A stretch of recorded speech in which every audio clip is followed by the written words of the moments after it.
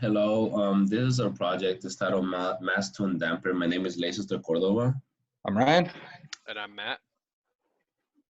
This is the 3D model of our mass dampener. Pretty much have a what represents a structure in cases like an earthquake or high winds where like the building would pretty much would move. Um, the goal of this is to achieve structural stability, and the damper pretty much reduces the vibrations experienced by the structure. What this is for is like in the case of a building, it is it's not gonna behave like the model over here. What it would happen is that like as the bottom platform moves, the top one just follows and is not right on top, and then therefore if you're on the building on the top floor, like you wouldn't feel comfortable. So we try to minimize that and like keep the people more comfortable. And this is the parts list where I'm gonna just pretty much run through like how we were supposed to assemble it if we were gonna do it. We had two PVC pipes over here to keep friction to a minimum. Um, these are also tiny ones, so they're made out of PVC pipe too.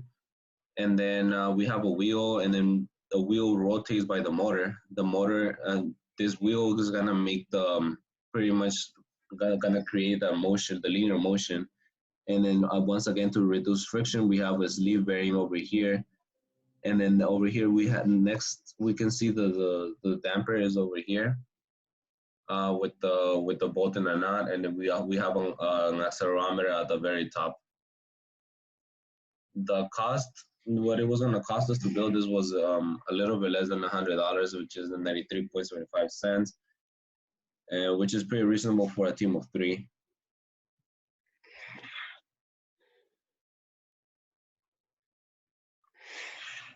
All right, so I'll be talking about the simple pendulum here, which is going to be kind of our like idealized case for the how the mass works in our system.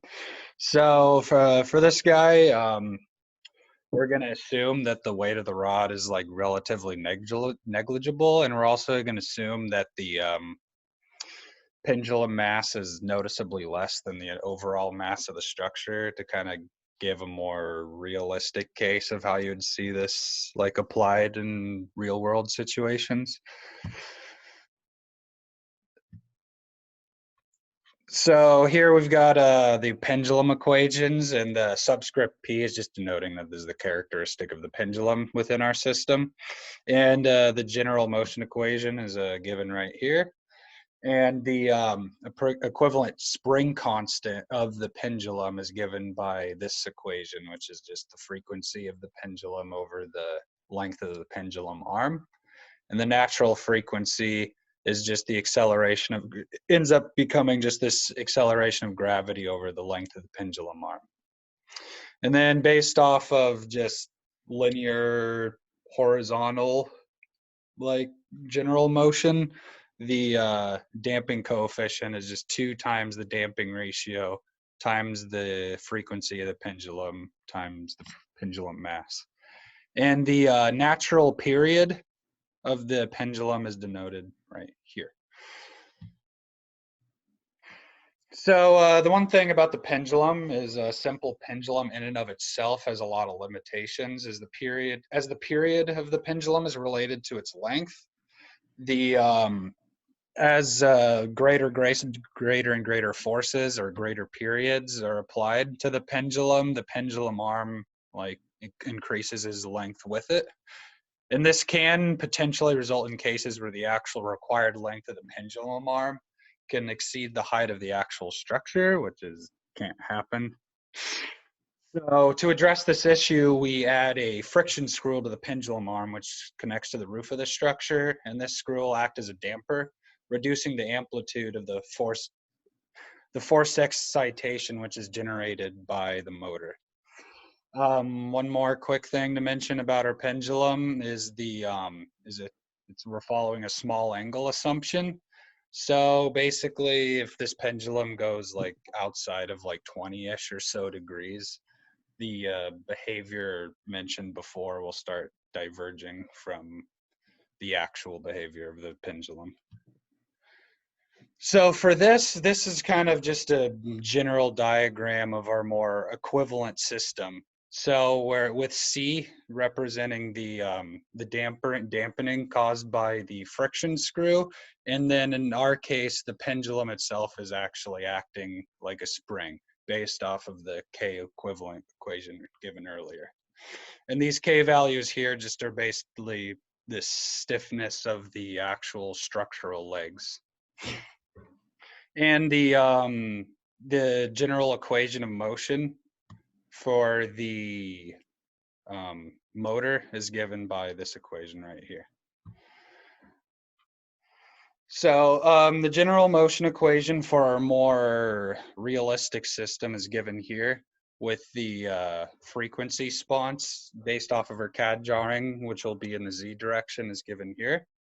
And Z is the amplitude of vibration. And because the actual vibration of the motor and the actual vibration experienced by the roof of the structure are like out of phase, I've given us the phase motion of the structure given here. And the damping force, so the energy dissipated by the damper is given here. And by integrating the damping force, we can get the energy lost per unit cycle. And then if you differentiate the energy loss per cycle with respect to the damping coefficient and equating it to 0, you can get the damping coefficient that gives the maximum energy absorption per unit cycle.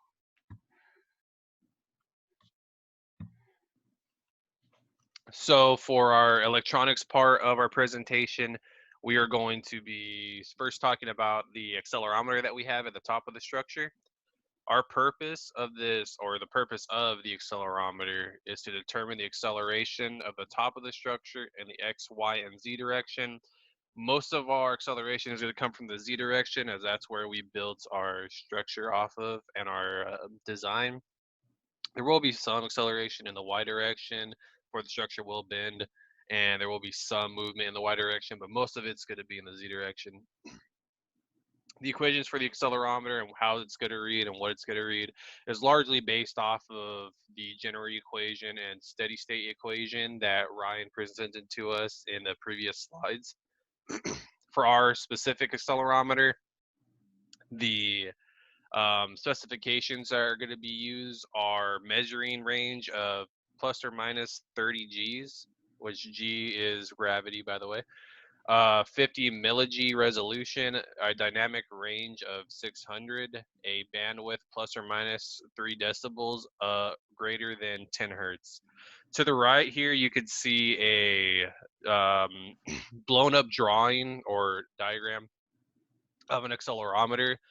We're mainly going to be focusing on the support beams and proof mass, as this is going to determine what our maximum bending and deflection is before we break the accelerometer and to decide if this is a good enough accelerometer.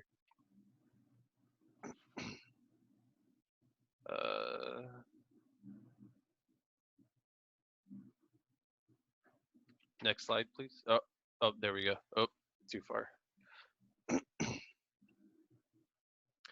So the calibration of the accelerometer, we're going to use a natural frequency, which is based off of what Ryan got as well. It's the exact same equation. The only difference is here he had a square root sign here. I moved it to the other side to get square root G over L, which is what the natural frequency is going to equal. The sensitivity of the accelerometer. The accelerometer has 2 internal capacitors. We're going to denote those as C1 and C2, and they're equal to this equation here. Down here, I'm going to give every what each symbol represents and their values. We're going to get a value for each in picofarads, and then we're going to subtract them from each other. So delta C equals C2 minus C1 equals 19 picofarads. And then for the total sensitivity, we're going to get sensitivity equals delta C over applied acceleration, which for this example, we're just going to assume right now that that applied acceleration is 1 G. So we're going to get 19 picofarons over 1 gravity, or 9.81 meters per second. So with basic equations that we use or that we learn from strengths of materials, we're going to see that the maximum bending at 30 Gs, which is our specified maximum Gs of our accelerometer, is going to equal 13.4 megapascals before it ruptures. Based on our design, we're not going to come anywhere close to 13.4 megapascals. Therefore, we won't pass this threshold, and the accelerometer will not be broken from a maximum bending moment. For maximum deflection at 30 Gs, once again, our specified maximum Gs that the accelerometer can take, the maximum deflection is going to be 2.49 times 10 to the negative 18 meters, which is super small, but this makes sense considering that this accelerometer is not free floating. It's mounted to the top of our structure, and the wood would have to break before the accelerometer breaks. Therefore, it won't bend and this threshold won't be broken. Next, we had to design a RC low pass filter. The purpose of the low pass filter is to impede the high frequencies that the 12-volt motor will output through the circuit. The basic equations for this are something like the cutoff frequency, for example. So FC equals 1 over 2 pi times R times C. For this example and for our low pass filter, we are using a 10 microfarads capacitor, and we're going to use our cutoff frequency at 10 hertz. We're going to convert our RPMs. 1 RPM equals 0.0167 hertz. And at 200 RPMs, we should be getting roughly 3.34 hertz. At 800 RPM, we should be getting 13.34 hertz.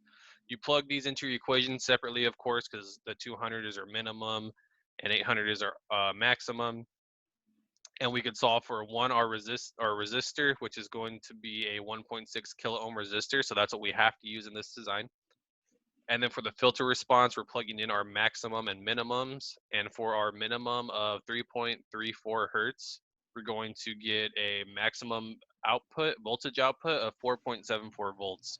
You do the same for 13.34 hertz to get a maximum of 2.99 volts, or pretty much close to 3 volts as a V out. Additionally, we had to add a diode, which allows current to flow in one single direction. Our diode would be right here, and it's to be rated for 12 volts, of course. And our battery pack is going to be above here. It's cut off, but that's where our battery pack is going to be directly fed to the motor itself. And through this circuit right here, which this is the breadboard, this the frequency and the circuit and the voltage all goes through this system right here down to the negative to complete a full circuit. The diode is allowing everything to not blow up, basically, or catch fire. It's allowing everything to go in one single direction instead of continuously looping and completely bypassing what we want our design to do. So our wiring schematics of the system.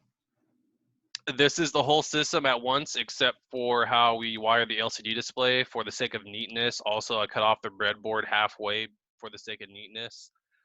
At the top here, you can see our 12-volt battery pack connected to our 12-volt motor. And then our breadboard, our LCD display, our low-pass filter, our diode, and all this is connected to, there's also a 12-volt battery pack connected to Arduino to give the Arduino power, but the Arduino only puts out a 5-volt power source, which is right here. And that's going to be connected to our accelerometer. Our ground goes to our ground. And then this would be the X, Z, and Y direction. And these are all labeled D0, DB0, 1, and 2. And that will be connected to the LCD display. I'll show that in the next slide. Here is a simple design or schematic of the LCD display. It shows you what each pin is labeled and used for. And on the right side is where each pin is connected to. The D stands for digital display, and it's all labeled on the right side of the Arduino. which is all right here, D13 through 1, which is all right here, and it shows you start from D9, 8, 7, and so on. And our last thing I forgot to mention is our motor is connected to the Arduino as well to support in the voltage and to transfer the voltage into the breadboard. We had to do an Arduino code. The full code is given in Appendix 3 and 4. It consists of 4 different code entries. One is to tell the Arduino board how the LCD display and accelerometer are wired up. One of the Arduino codes is to tell the LCD what to display. One for the LCD to read acceleration from the accelerometer in all 3 directions, and it's going to output a number to a whole number and then to the second decimal place, and then one to control the RPMs of the motor. The RPMs, it can only be set, or how we coded it, can only be set at 1 single RPM consistently through the code. And then to up the RPMs, we would have to manually restart the code and then apply it back into the Arduino. We would also use the Arduino codes to plot a real-time sinodal graph at different RPMs. This was hard to do. It would have been useful to definitely use it for natural frequency, as we could have used found the natural frequency numerically through Arduino by just using the natural frequency of the structure itself. But since we didn't build it, we weren't allowed to, or we weren't able to experimentally find that. And then lastly, our appendices. We're not going to go through all this, but this is where all of our detailed calculations are, where our original concepts are at as well. Our detailed calculations and so on. So yeah, this is our project. We wish we could have built it. It was fun while it lasted, and I thank you for listening to this presentation. All right, thank you.